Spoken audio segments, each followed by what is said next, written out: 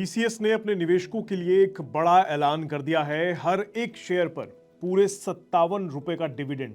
ये खबर सुनते ही शेयर होल्डर्स में खुशी की लहर जरूर दौड़ गई होगी, लेकिन रुक जाइए, कहानी में एक ट्विस्ट भी है। जहां एक तरफ ये बम्पर डिविडेंड है, वहीं दूसरी तरफ कंपनी का नेट प्रॉफिट साल दर साल आधार पर 14% तक गिर गया है। तो अब सवाल ये उठता है कि टीसीएस के निवेशकों को खुश होना चाहिए या फिर थोड़ा सा सावधान रहना चाहिए। क्या ये डिविडेंड सिर्फ गिरते मुनाफे से ध्यान हटाने के लिए एक तरीका है, या ये कंपनी की अंदरूनी ताकत और भविष्य के लिए उसके कॉन्फिडेंट को दिखाता है? चलिए इन सभी सवालों के जवाब ढूंढते हैं और समझते हैं कि एक इन्वेस्टर के तौर पर आपको अब क्या करना चाहिए। सबसे पहले सीधे सीधे फैक्ट्स को देखते हैं। भारत की सबसे बड़ी IT company Tata consultancy services यानी टीसीएस ने 12 जनवरी 2026 को अपनी तीसरी तिमाही के नतीजे जारी किए हैं। इन नतीजों में 3 बड़ी बातें निकलकर सामने आ रही हैं। पहली और सबसे धमाकेदार खबर है डिविडेंड। टीसीएस के बोर्ड ने हर शेयर पर 57 रुपए का तगड़ा डिविडेंड देने का फैसला किया है। इसमें 11 रुपए का तीसरा अंतरिम डिविडेंड है और 46 रुपए का एक स्पेशल डिविडेंड शामिल किया गया है। मतलब अगर आपके पास टीसीएस के शेयर हैं तो इस डिविडेंड के लिए रिकॉर्ड डेट 17 जनवरी 2026 तय की गई है और पेमेंट 3 फरवरी 2026 को आपके खाते में आ जाएगी। दूसरी खबर थोड़ी चिंता वाली है। मतलब कंपनी का मुनाफा दिसंबर में खत्म हुई तिमाही में टीसीएस का जो नेट प्रॉफिट है वो सालाना आधार पर करीब 14% गिरकर 10,657 करोड़ रुपए पर आ गया है।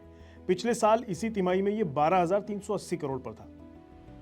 और तीसरी जो बड़ी खबर है वो थोड़ी राहत देने वाली आपको लग सकती है। दरअसल मुनाफे में इस गिरावट के बावजूद कंपनी की कुल कमाई यानी रेवेन्यू में बढ़त दर्ज की गई है। टीसीएस का जो रेवेन्यू है क्वार्टर 3 में लगभग 5% बढ़कर 67,087 करोड़ रुपए हो गया है, जो क्वार्टर 2 में 65,799 करोड़ रुपए पर था। इसका सीधा मतलब है कि कंपनी का बिजनेस तो बढ़ रहा है लेकिन मुनाफा घट रहा है। इसके पीछे ग्लोबल मार्केट की सुस्ती और क्लाइंट्स का खर्चों पर कंट्रोल जैसे कारण बताए जा रहे हैं। ऑपरेशनल स्तर पर प्रदर्शन की अगर बात करें तो वो स्थिर रहा है। एबिट की बात करें तो बढ़कर 16,879 करोड़ रुपए हो गया है, जो पिछली तिमाही में 16,565 करोड़ रुपए पर था। वहीं एबिट मार्जिन 25.2% पर स्थिर रहा है, यानी मार्जिन में कोई बदलाव देखने को नहीं मिल रहा है। अब आते हैं सबसे बड़े सवाल पर। ये तो बिजनेस की बात हो गई, कारोबार कैसा चल रहा है कंपनी का, सब आपने देखा। अब सवाल ये है कि नतीजों और डिविडेंड का जो आखिर सामने आ रहा है उसका मतलब क्या है। मतलब इसके लिए जो समझने की बात यह है कि सिक्के के देखिए 2 पहलू होते हैं।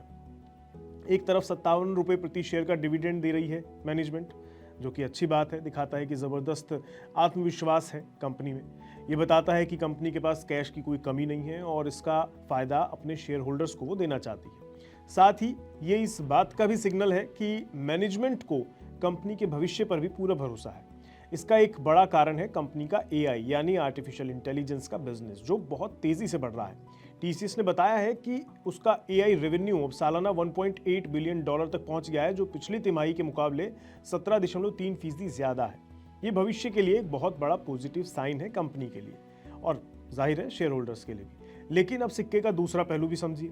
कुछ एक्सपर्ट्स का मानना है कि इतना बड़ा डिविडेंड कमजोर तिमाही नतीजे में निवेशकों का जरा ध्यान भटकाने की कोशिश भी हो सकती है। जब आपका मेन बिजनेस प्रॉफिट 14% नीचे चल रहा है, उस बिजनेस से प्रॉफिट कम है, तो डिविडेंड का जो लॉलीपॉप देकर आप क्या करना चाह रहे हैं? क्या शेयर होल्डर्स को खुश रखना एक आसान तरीका है इसके जरिए, ताकि शेयर की कीमत ज्यादा ना गिरे? हालांकि बाजार ने इन नतीजों पर मिला जुला सा ही रिएक्शन दिया है। नतीजे के बाद शेयर में हल्की बढ़त देखी गई है, जो करीब 1.1% की थी। आप अगर बाजार के कीमत के हिसाब से देखें तो शेयर का भाव जो है बंद भाव वो 3,243 रुपए रहा है। पिछले एक साल में ये स्टॉक 24% से ज्यादा गिरा है और कंपनी का मौजूदा जो वैल्यूएशन है वो लगभग 11.75 लाख करोड़ रुपए का है।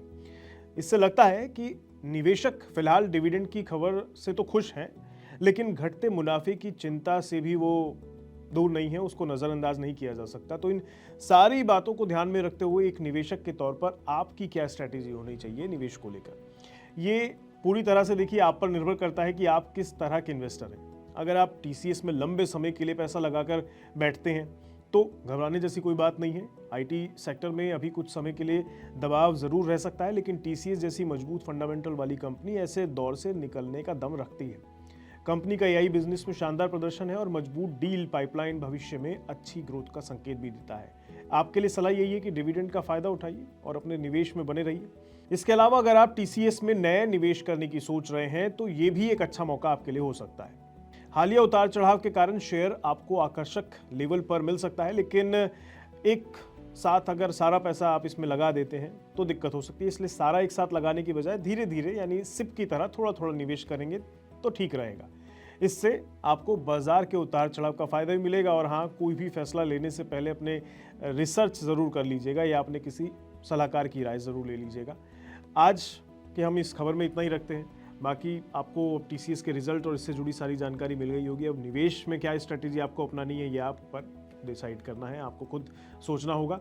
बाकी और ऐसी जानकारी के लिए, बिजनेस जगत की जुड़ी खबरों के लिए बने रहें हमारे साथ। देखते रहिए Money9। नमस्कार।